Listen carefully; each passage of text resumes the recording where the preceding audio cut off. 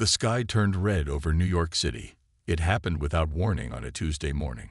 Strange ships appeared in the atmosphere, dark against the crimson backdrop. Dr. Nathan Harris watched the live news feed from his office deep within the Arctic facility. His coffee went cold in his trembling hands. "It's really happening," he whispered to the empty room. For years, he had helped prepare for this possibility. As a former Marine-turned-scientist, Harris understood threat assessment better than most. The Arctic facility was humanity's insurance policy, a last resort hidden beneath 2 miles of ice, where 500 of Earth's most elite soldiers slept in cryogenic stasis. The first blast hit Los Angeles. The news feed showed bright blue energy washing over the city before cutting out. One by one, major cities around the world went silent. The aliens, the Krozil, as Earth would later learn to call them, were methodical in their attack. Harris rushed through the white hallways of the facility to the central command center. Other scientists and military personnel gathered around monitors, faces pale with shock and fear. "How long do we have?" asked Harris. General Frank Burton, the facility commander, didn't look up from the screens. "They're targeting population centers first, then military installations.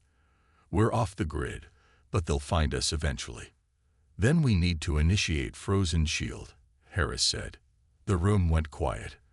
Frozen Shield was the emergency protocol. It meant accepting that humanity was facing extinction. General Burton finally nodded. "Do it." Harris used his security clearance to access the facility's most protected systems. The super soldiers sleeping in the chambers below were humanity's greatest achievement, men and women selected for exceptional physical and mental abilities, then enhanced through genetic modification and neural implants. They were intended as a response to terrestrial threats, not alien invasions, but now they would serve a different purpose. As Harris worked, reports continued to flood in. The Krozil ships were deploying ground forces. They moved with ruthless efficiency, eliminating all resistance. Their technology was decades, perhaps centuries beyond Earth's defenses. "They're not taking prisoners," reported a communications officer. This is extermination." Harris programmed the revival sequence with shaking fingers. The protocol was simple. If the facility remained isolated with no external contact for 30 days, the system would begin waking the soldiers. It would give them time to assess the situation and plan their response. "Done," said Harris. "Now we need to protect this place." General Burton placed a heavy hand on Harris's shoulder. "You're going into cryo too." "What?" "No, I'm needed here." "You're needed later," said Burton firmly. "You know these soldiers better than anyone. They'll need your guidance when they wake up." Before Harris could argue further, the facility shook. Dust fell from the ceiling. "They found us faster than expected," said Burton. "Go." Now. Harris ran to the elevator that would take him down to the cryo chambers. As the doors closed, he saw Burton and the others readying weapons. They would buy time with their lives. The journey to the bottom level took minutes that felt like hours. When Harris stepped out, the vast chamber of sleeping super soldiers stretched before him. 500 pods, each containing a person who had volunteered to sleep until needed. Another explosion rocked the facility. The emergency lights flashed. Harris hurried to an empty pod and began the preparation sequence. As he worked, he recorded a final message. "To whoever wakes up, they came without warning. Aliens with technology far beyond ours. They're killing everyone. If you're hearing this, then you are humanity's last hope. Survive. Rebuild. Reclaim." Harris sealed himself into the pod as the cryo sequence began. His last conscious thought was a prayer that someone would wake up to hear his message. Above, the Arctic facility's outer defenses fell. The Krozil forces breached the upper levels, killing everyone they found. But they never discovered the hidden chambers deep below. Their sensors detected no life signs through the specialized shielding, and they eventually moved on. And deep beneath the ice, 501 humans slept. waiting for the day when they would awaken to a world no longer their own. 1 year passed. The Arctic facility remained silent and dark, buried under ice and snow. The world above had changed. Cities lay in ruins. Forests were being cut down. The air smelled different, with a hint of sulfur. The Krasil had made Earth their own. Deep below the surface, machines hummed to life. Lights flickered on in the cryo chamber for the first time in 12 months. The facility I began its programmed sequence.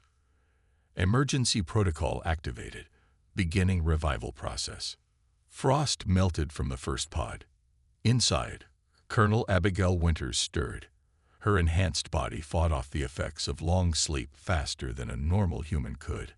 Her eyes opened, sharp and alert despite her long rest. "Status report," she said, her voice rough from disuse. The AI responded immediately. "Colonel Winters, facility has been in isolation for 372 days. No external communications detected. Emergency revival protocol initiated as programmed." Abigail sat up slowly, her muscles remembering their strength. She had been the first volunteer for the Super Soldier program. At 42, she had been older than most candidates, but her military record was flawless. The genetic modifications had made her even stronger, faster, and more resilient. "Wake the primary team," she ordered. 4 more pods activated around the room. Greg Powell opened his eyes first. The former demolitions expert had hands that could crush stone but were gentle enough to disarm the most sensitive explosives. Next came Olivia Diaz, whose enhanced brain could process battlefield information faster than any computer. Daniel Wright woke with the silent grace that had made him the perfect infiltration specialist even before his enhancements. Finally, Sophia Bennett's pod opened. The communications expert had neural implants that allowed her to understand and process language patterns with incredible speed. "What's the situation?" asked Greg, already on his feet. Abigail moved to the central console. "Computer, show last recorded external communications." A screen lit up. Dr. Nathan Harris appeared, his message playing for the newly awakened soldiers. They watched in silence as he described the alien attack and humanity's apparent extinction.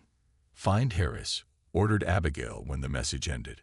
The AI directed them to a pod at the far end of the chamber. They gathered around as it opened. Nathan Harris blinked up at them, momentarily confused. "You made it," he said finally, recognition dawning. "It worked." "Report, Doctor," said Abigail, helping him sit up. Harris told them everything he knew about the attack. The information was limited. The aliens had struck fast and without warning. Their technology far surpassed humanity's defenses. The slaughter had been methodical and complete. "We need to know what we're facing now," said Olivia. "How long they've been here, how many, their weaknesses." "First we secure the facility," said Abigail. "Then we send out a reconnaissance team. Daniel, you're with me. We'll go to the surface." They found combat suits designed for their enhanced bodies and weapons that felt too light in their powerful hands. The elevator to the surface was still operational. As they ascended, Harris explained more about their modifications.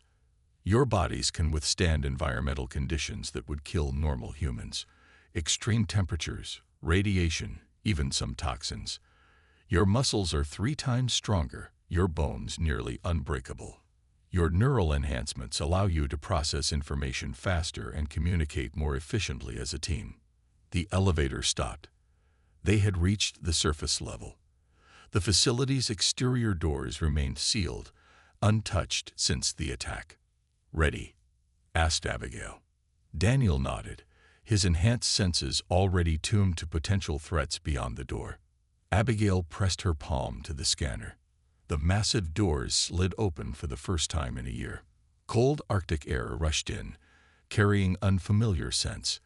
The landscape before them was still white with snow, but the sky had a strange reddish tint even in daylight. "This is our world now," said Abigail, stepping forward. "And we're going to take it back." Behind them, more pods were opening. The rest of the super soldiers were waking up. Humanity's last defenders were ready to fight. The Arctic air felt different. Abigail noticed it first, a strange smell that shouldn't be there. The snow crunched under their boots as she and Daniel moved away from the hidden entrance to the facility. "Sulfur," Daniel said quietly. His enhanced senses picked up details others would miss. "They're changing the atmosphere."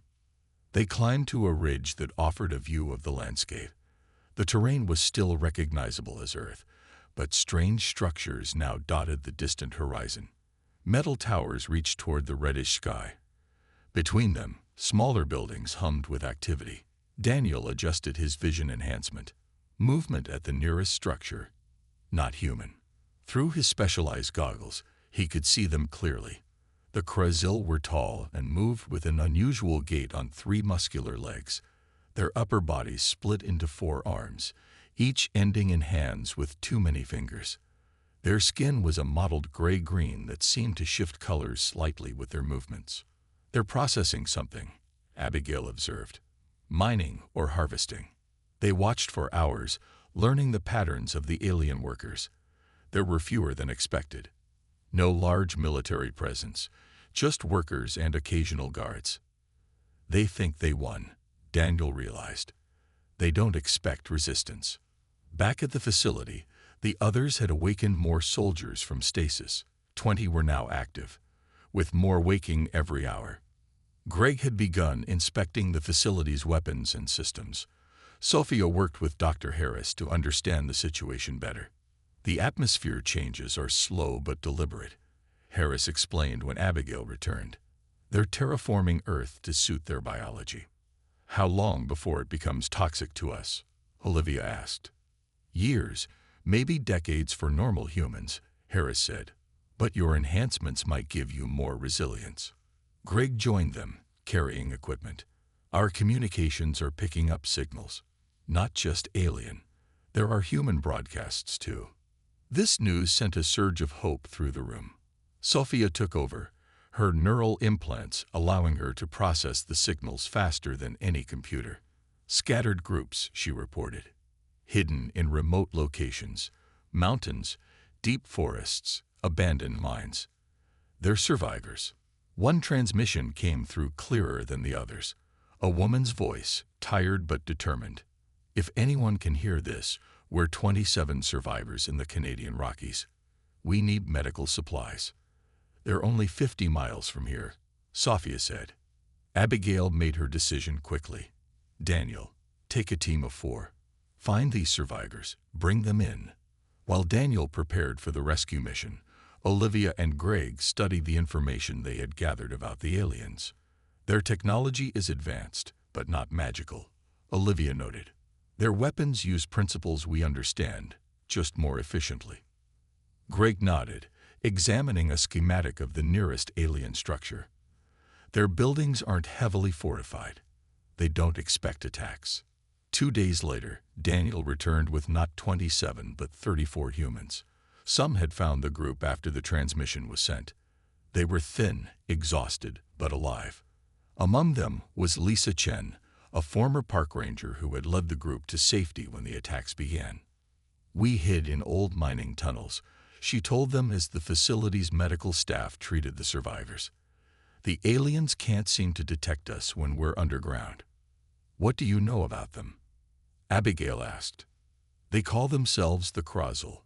Most of their forces left months ago. This is just a skeleton crew processing the planet for resources." Lissa looked at the super soldiers with wonder. "We thought everyone else was dead. How did you survive?" Dr. Harris explained about the Arctic facility and the super soldier program. As he spoke, more survivors arrived, brought in by other teams that had been sent out. By the end of the week, over 100 humans had found refuge in the facility. "We're not alone anymore," Abigail told her officers as they gathered to plan. "And the enemy doesn't know we exist." Outside, the alien structures continued their work, oblivious to the growing force beneath the ice. The Krezil believed they had conquered Earth. They had no idea that humanity was preparing to fight back. 2 weeks of careful planning led to this moment. Colonel Abigail Winters lay on her stomach at the edge of a snow-covered ridge, watching the alien outpost through specialized goggles. The structure gleamed dully in the strange reddish daylight. 6 Krazil moved about inside, visible through the transparent sections of the walls. "Everyone in position," she asked quietly into her communicator. "East side covered," came Greg's voice. The demolitions expert had placed small charges at key points around the structure. "South entrance ready," reported Olivia. Her tactical mind had mapped every possible escape route the aliens might try to use. In position with second team, Daniel confirmed from his hidden spot with 3 other super soldiers. Sophia stayed at the Arctic facility, coordinating communications and monitoring alien frequencies. Dr. Harris and Lisa Chen worked beside her, ready to provide support. "Remember, we need their technology intact," Abigail reminded them. "And we need at least one alive for questioning." The plan was simple but required perfect timing. Greg's charges would disable the outpost power and communications. Olivia would block the main escape route. Daniel's team would secure the secondary exits. Abigail would lead the main assault through the front entrance. "Execute," Abigail commanded. Small explosions erupted around the base of the structure. Not enough to destroy, just enough to disable. Lights flickered inside as the Krezil reacted with alarm. Their strange 3-legged gait made them fast, but they moved with panic now, unused to being attacked. Abigail sprinted toward the entrance, moving faster than any normal human could. Her enhanced muscles propelled her across the snow in seconds. The door began to close automatically, but she reached it in time, forcing her enhanced strength against the mechanism. Metal groaned as she pushed it open. Inside, the aliens reached for weapons. Abigail fired first, her weapon set to stun. 2 Krezil dropped immediately. A third fired at her, but her enhanced reflexes allowed her to dodge. The energy bolt hit the wall behind her, leaving the scorched mark. Daniel and his team breached the secondary entrance. The remaining aliens found themselves trapped between 2 groups of super soldiers. One tried to activate what appeared to be an alarm system, but Olivia had already disabled it. The alien looked up in surprise as Greg entered through a maintenance hatch he had discovered during surveillance. The last Krozil, apparently a commander of some sort, wore different markings on its mottled skin. It spoke in a series of clicks and whistles, raising its 4 arms in what seemed like surrender. "Secure it," Abigail ordered. They used restraints designed by Dr. Harris, based on observations of alien physiology. With the outpost captured, they worked quickly. Sophia arrived with equipment to download alien data. The strange computers used interfaces unlike anything humans had designed, but Sophia's neural implants helped her adapt quickly. "Their language structure is becoming clearer," she said as she worked. "I can start to make sense of their communications now." Greg examined their weapons and technology with fascination. "Their power sources are incredibly efficient. We could adapt this." Olivia found maps showing the locations of other outposts across the planet. They have only 27 major installations worldwide. Minimal staffing at each. The captured alien watched them with 4 eyes that blinked in vertical shutters. It made no sound now, but its skin color shifted subtly, perhaps showing emotion. "What do we do with it?" Daniel asked, nodding toward their prisoner. "We learn," said Abigail. "Everything it knows about their species, their weaknesses, their plans." Back at the facility, the news of their success spread quickly among the survivors. Hope, long dormant, began to grow. More humans arrived daily, brought in by super soldier search teams. The Arctic facility, designed for 500 super soldiers, now housed over 200 regular humans as well. That night, Abigail addressed them all.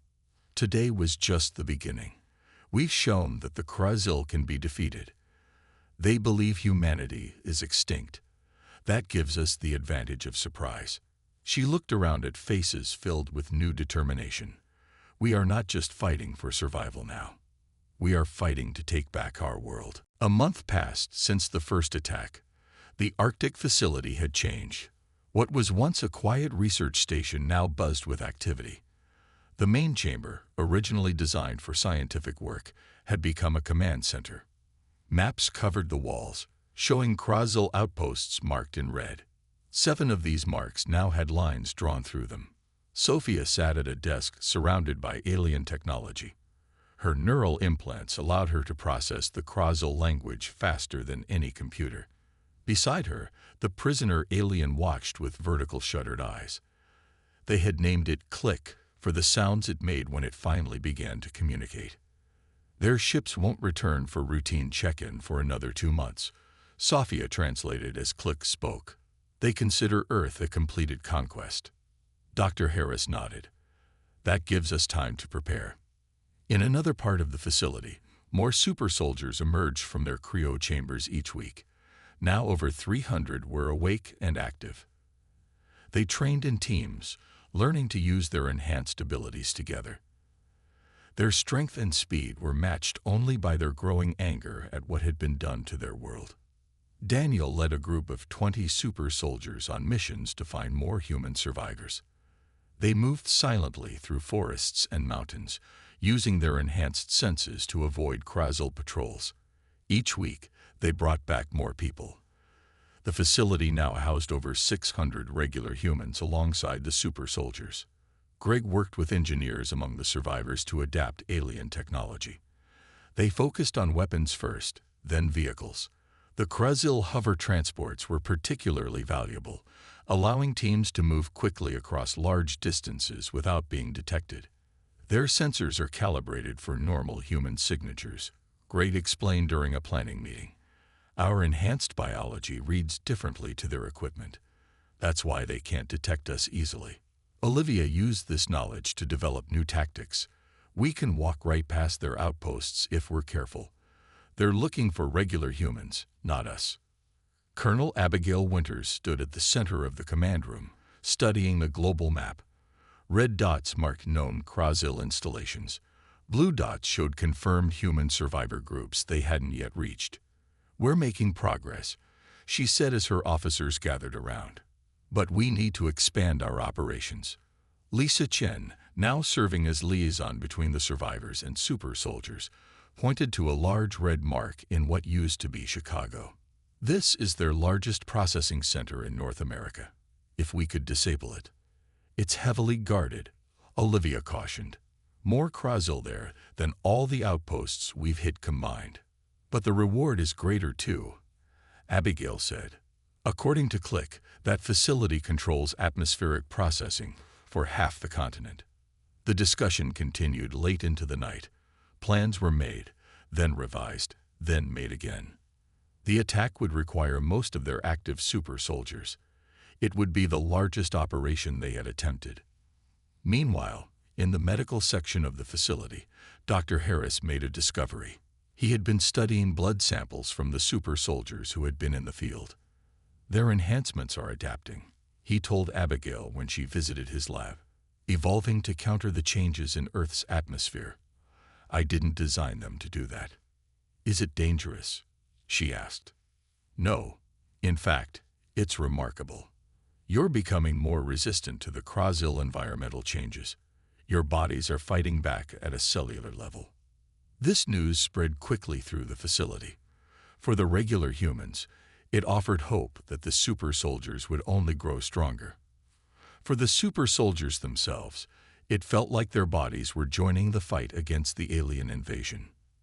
That evening, as another team returned with 23 rescued civilians, a young girl looked up at Daniel with wide eyes.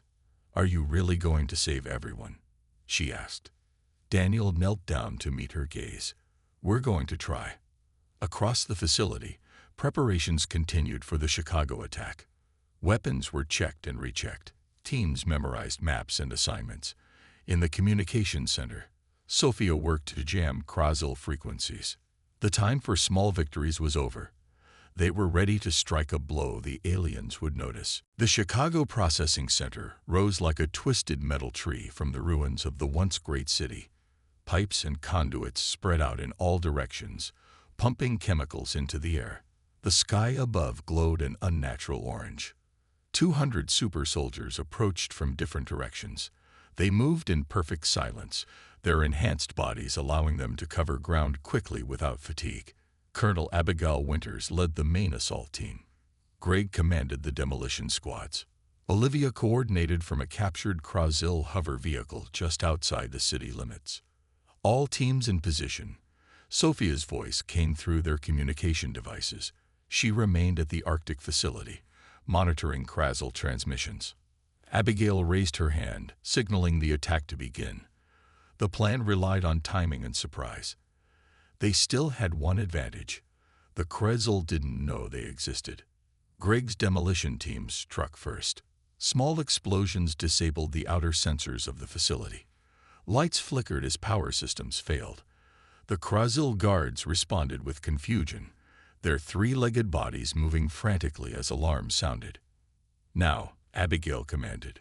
Super soldiers emerged from hiding places and attacked from all sides.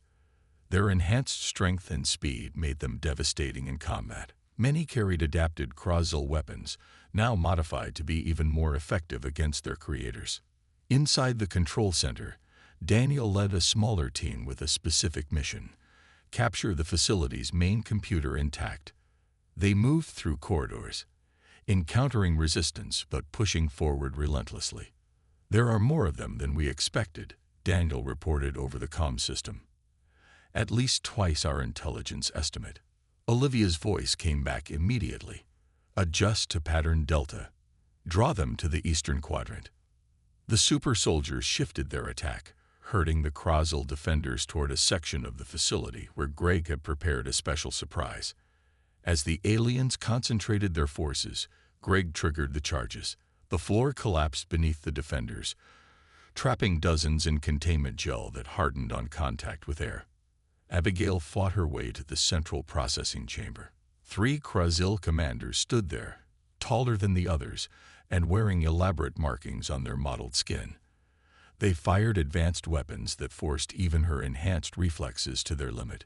"These must be military caste," she said into her comm. "Different from the workers we've encountered before." One of the commanders spoke into a device. Sophia's voice came urgently through the comms. "They're sending a distress signal off-planet." Greg cut their transmission array. Abigail ordered as she dodged another energy blast. "On it," he replied. Outside, Greg's team raced to the towering antenna that rose above the facility. They placed charges at its base while fighting off guards. The explosion severed the connection, but not before part of the message had been sent. Back in the central chamber, Abigail finally overcame the commanders. 2 lay dead. The third was wounded but alive. It spoke in the clicking language of the Krasil, its skin changing colors rapidly. "It's saying the regional fleet will return now," Sophia translated through the comms. "They know someone is fighting back." Despite this setback, the mission continued. Daniel's team secured the main computer. Other squads captured weapons and technology. Greg rigged the atmospheric processors to self-destruct on a timer. Within 2 hours, they had control of the entire facility. "Begin evacuation," Abigail ordered. "Bring the captured commander and all the tech we can carry." As they withdrew, the atmospheric processors exploded behind them. The massive structure that had been pumping chemicals into Earth's air fell silent, a small victory in the larger war. Back at the Arctic facility, they assessed the outcome. The mission was successful, but at a cost. 12 super soldiers had been killed, the first losses since they awoke. "The element of surprise is gone," Olivia said during the debriefing. "They know we exist now." Sophia worked frantically with the captured computer systems. "I've decrypted some of their fleet communications. Ships are being recalled from nearby systems. They'll arrive in approximately 3 weeks. Abigail looked at her officers, her face determined. "Then we have 3 weeks to prepare our welcome." The Krasil thought they killed humanity. Now they'll learn what happens when you don't finish the job. 3 weeks passed in a blur of preparation. Every super soldier was now awake, all 500 of them training and preparing for the final battle. The Arctic facility had become a fortress and a symbol of humanity's last stand. Sophia worked day and night, decoding the Krazil fleet communications. "They're sending 5 ships," she reported. "More than we expected, but not their full fleet." Greg and his team had turned the captured alien technology into new weapons. "These will disable their shields," he explained, showing Abigail a device smaller than a shoebox. "But we need to get them close to each ship." Olivia developed the strategy. "We can't fight them in space, so we make them come to us." She pointed to a map of the old United Nations building in New York, now the Krazil planetary headquarters. "We draw them here and spring the trap." The plan was dangerous but simple. Half the super soldiers would attack the headquarters, making enough noise to draw the returning fleet. The other half would wait in hiding with Greg's new weapons, ready to strike when the ships arrived. On the day the Krazil fleet was due to return, Abigail addressed her soldiers. "Today we fight not just for ourselves, but for every human who died when they came. Today we show them that Earth is not conquered." The attack began at dawn. 250 super soldiers struck the New York headquarters with everything they had. The surprised Krazil defenders fought back, but they were overwhelmed by the fury and skill of the enhanced humans. "The ships are entering atmosphere." Sophia's voice came through the comms. 5 vessels, heading directly to your position." Abigail stood in what had once been the General Assembly Hall, now transformed into an alien command center. Bodies of Krazil guards lay around her. "All teams, prepare for Phase 2.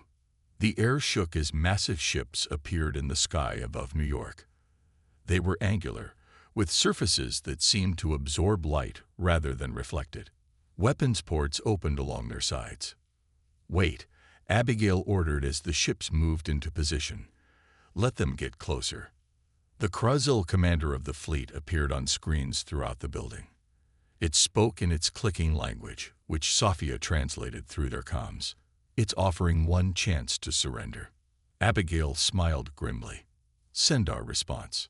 The signal they sent back was simple: the location of every Krazil outpost they had destroyed over the past months. The alien commander's skin darkened with what might have been rage. "Now," Abigail ordered. The hidden super soldiers emerged from their positions in the surrounding buildings. Each carried one of Greg's devices. They fired specialized launchers that sent the devices arcing toward the ships. The Krazil vessels tried to evade, but the weapons were too fast and too many. When the devices attached to the ship's hulls, Greg pressed the activation signal. Energy surged through the alien vessels, disabling their shields and weapons. "All teams, attack," Abigail commanded. Super soldiers with jetpacks salvaged from Krazil technology launched themselves at the disabled ships. They broke through hull plates and fought their way to the command centers. Daniel led the team that captured the flagship, subduing the fleet commander. The battle lasted hours, but the outcome was never in doubt. The super soldiers had planned too well, had trained too hard.